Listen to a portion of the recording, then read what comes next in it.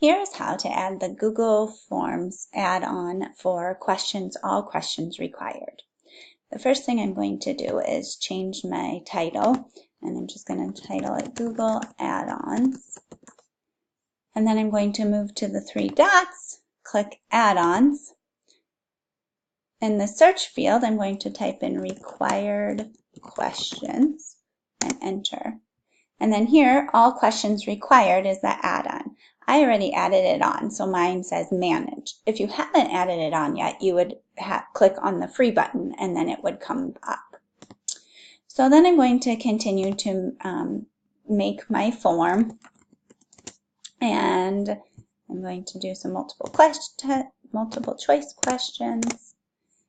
And then I'm also going to add some more questions, another one. I'll just type something in. This time I'm going to make it a checkbox and add some options. And there you go. Let's pretend I'm done with my form. As you can see on the bottom, this question has not been turned on to required, nor has this question. So I'm going to go up and use that add-on, go to my puzzle piece, click on all question requires. I have an option here where I can set all questions as required, or I can choose to set none as required. So for this one, I'm going to set that all of them are required, and then I can go down and see now this question has moved. It is required, and this question is also required.